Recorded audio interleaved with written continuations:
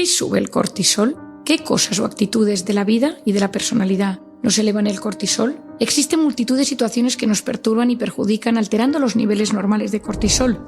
Estamos inmersos en una sociedad que trabaja, genera noticias, tendencias, viaja, se divierte y descansa a un ritmo frenético, tanto que en ocasiones no somos capaces de seguir ese ritmo y nos rompemos.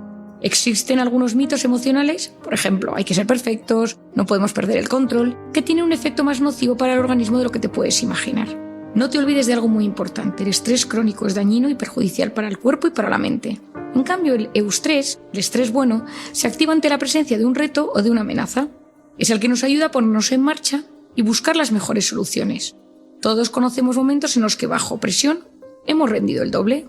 Un ejemplo clásico es la noche antes de un examen. El cerebro de golpe memoriza más datos que todos los días previos al examen. ¿Por qué?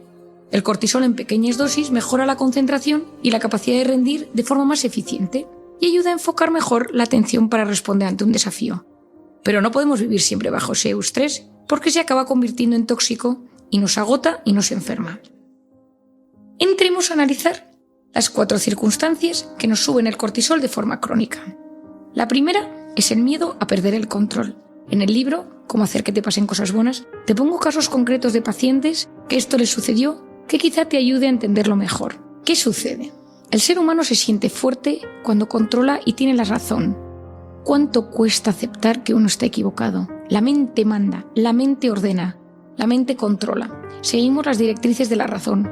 Respondemos a las cuestiones únicamente desde lo cognitivo. En los últimos años, la razón se ha convertido en una tirana. El deseo de controlarlo todo genera una gran angustia. Pensamos que el tener seguridad sobre los aspectos de la vida es una fuente de felicidad.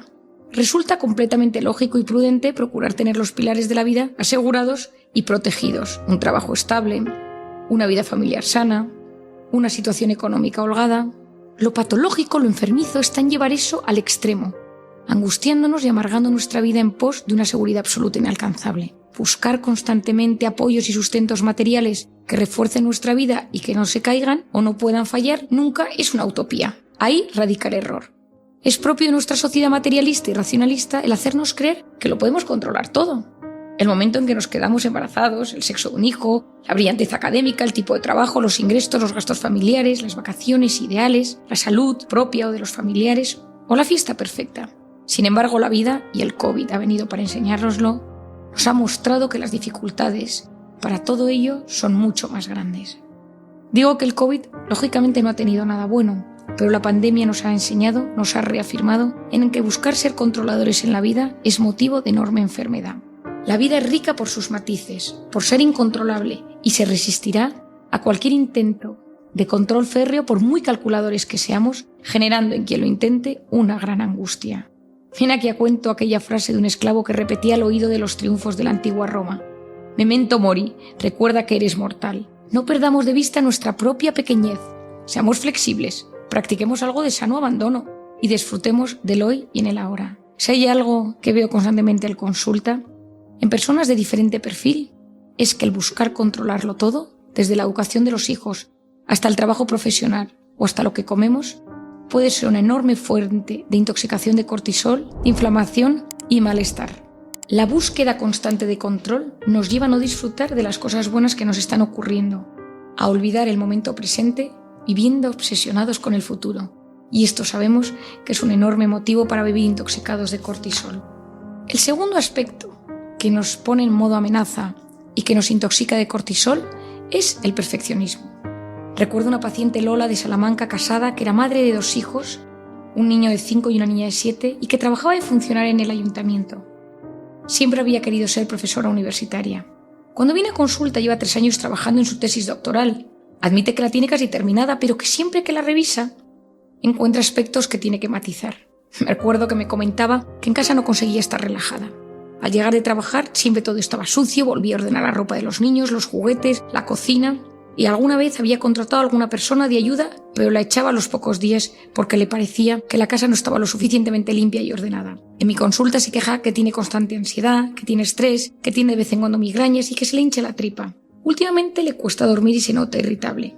En la siguiente sesión, cuando acude su marido me dice: mi mujer está obsesionada con la limpieza. El marido me explica que al llegar a casa comienza a revisarlo todo, pasa los dedos por encima de los muebles, busca polvo, comprueba que la ropa esté planchada, que no haya quedado arrugada y que esté ordenada por colores y de una determinada manera. Nunca encuentra nada a su gusto. Como psiquiatra entonces me surge la duda si esta persona tiene algo más que una simple ansiedad y lo que tiene es un trastorno obsesivo. Indagando con ella en este sentido me indica que se lava las manos muchas veces al día, cuando toca la comida, cuando paga con dinero, bien sea con agua y jabón o con toallitas húmedas o con toallitas hidroalcohólicas. Es incapaz de acostarse o tener relaciones con su marido si este no huele como a ella le gusta. Y cuando amuebló su casa pidió al carpintero que los armarios tuvieran la medida exacta de las cosas que tenía en casa. Afirma que su madre y su abuela eran iguales. Esta, Lola, es una mujer perfeccionista. ¿Qué es un perfeccionista? ¿Cómo es la forma de ser de un perfeccionista? El perfeccionista es el eterno insatisfecho.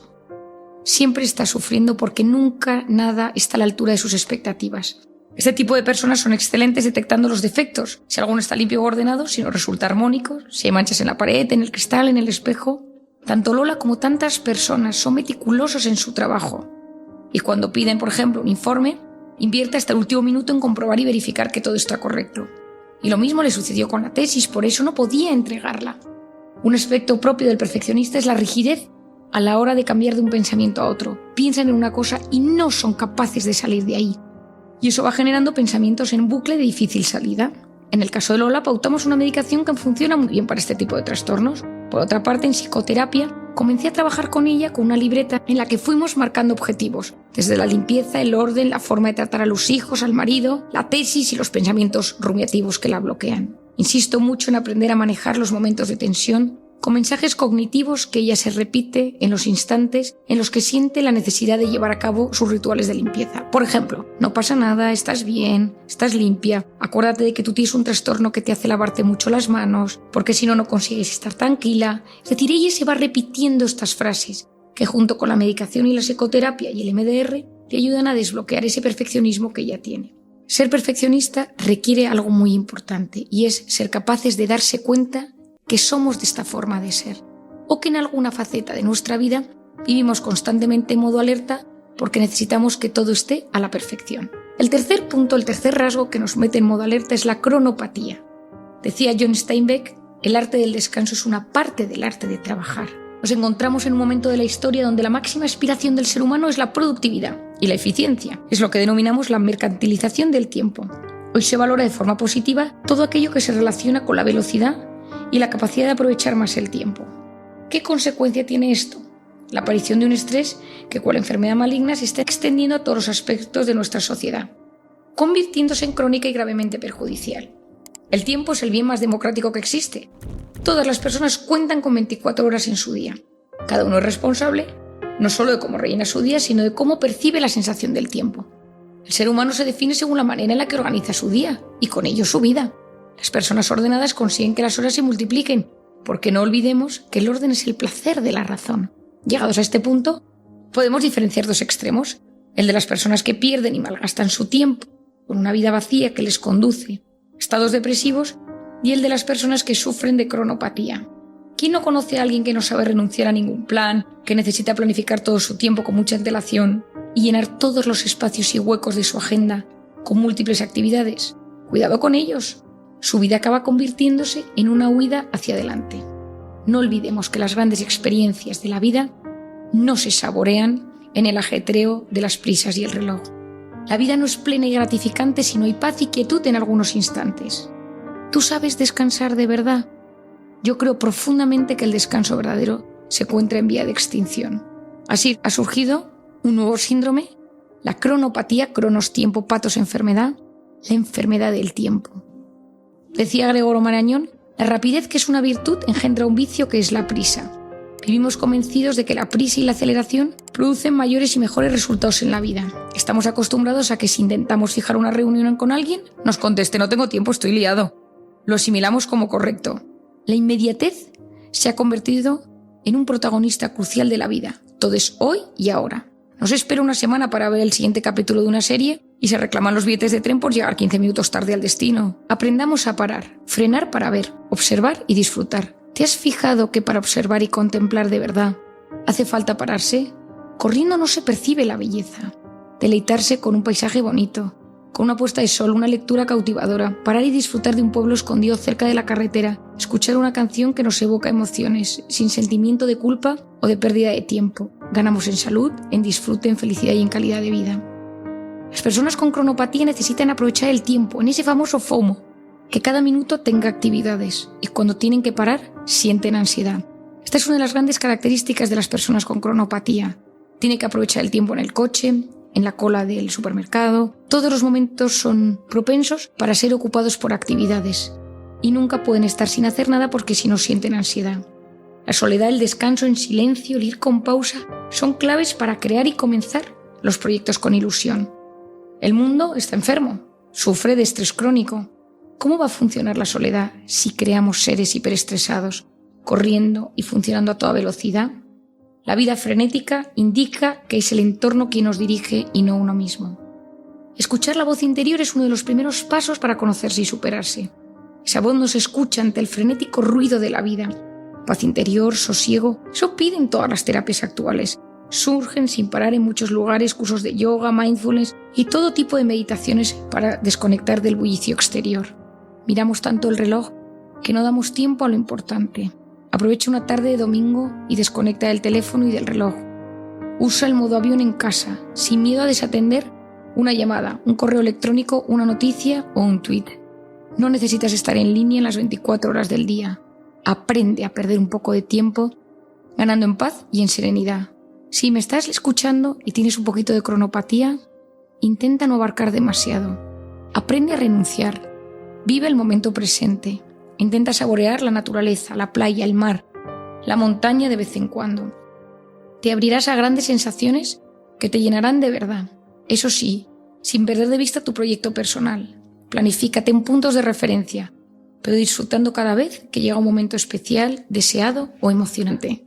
La era digital es el cuarto factor que nos mete en modo alerta. ¿Qué nos llega a los móviles? ¿Qué llega a las pantallas de nuestros dispositivos? Llegan alertas, si encima se llaman así, activan nuestro modo amenaza porque diferentes factores van sucediendo en nuestro cerebro.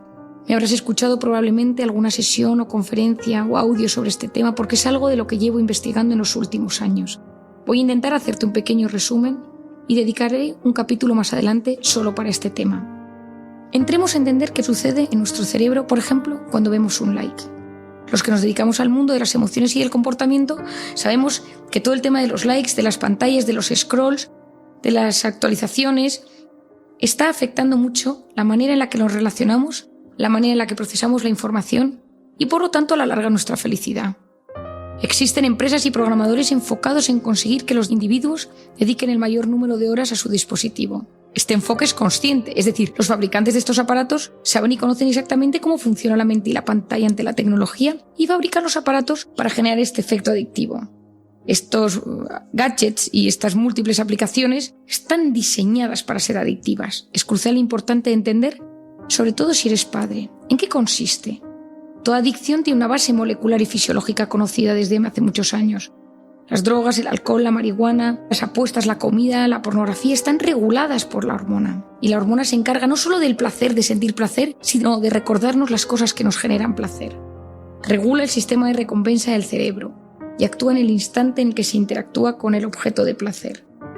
¿Qué reconoció el cofundador de Facebook en un evento médico en Filadelfia? Él dijo: creamos Facebook para generar adictos.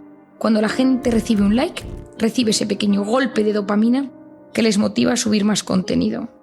Por lo tanto, las compañías no solo buscan el marketing tradicional y conservador, sino que intentan aunar psicología, neurofisiología y neurociencia. Captando tu mente, tu atención, genera más contenidos, más datos y más capacidad de controlar lo que compras, lo que ves, lo que decides y lo que haces. Ahí reside la base de las drogas. En el cerebro se activan mecanismos para pedirnos un consumo seguido y prolongado. Pero todo ese consumo es como un modo amenaza, un modo alerta para nuestro cerebro. Somos incapaces de desconectar de la pantalla porque siempre llega algo. Siempre hay algo que ver. Por un lado nos sentimos queridos porque hemos puesto algo en un grupo y nos han contestado. Por otro lado hemos subido una foto a Instagram y queremos ver los comentarios que ha generado la gente. Eso no es inocuo para nuestro cerebro y para nuestro mundo emocional. Nos hace ser adictos, vivir en modo alerta, nos inflama y nos impide conectar con las cosas importantes de la vida. No olvidemos que las cosas más importantes suceden en la vida real. La vida virtual a base de gratificaciones instantáneas, chispazos de dopamina.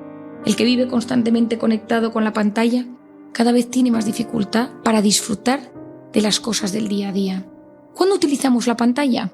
Cuando estamos aburridos, cuando estamos estresados. Por el mecanismo que tiene, nos ayuda a sentirnos aliviados.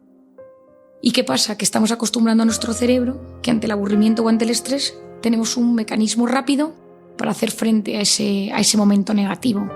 No estamos enseñando a nuestro cerebro a aburrirse, clave, porque el aburrimiento es la cuna del asombro y de la creatividad.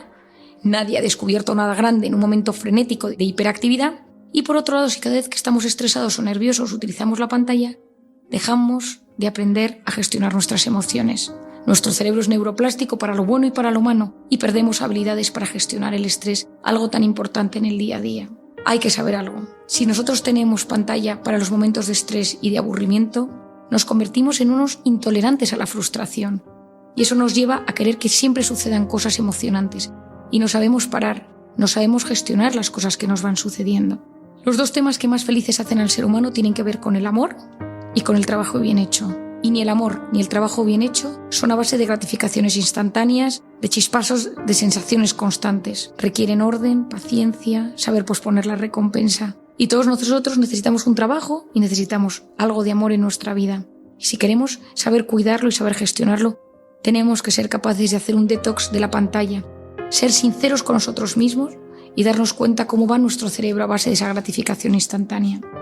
Hoy en día los jóvenes conectan más fácilmente con una pantalla, con una red social o un videojuego que con la naturaleza, las personas y la realidad. No se trata de negar la tecnología ni negar el avance digital, sino de saber introducirla de forma sensata y escalonada en la vida de los niños y de los adolescentes, enseñándoles a ellos mismos a controlar el acceso a las aplicaciones y a los contenidos. Decidamos realmente educar para conectar primero con la realidad de las cosas, las emociones de las personas y la naturaleza. Hecho esto, estaremos preparados para adentrarnos paso a paso en el mundo digital.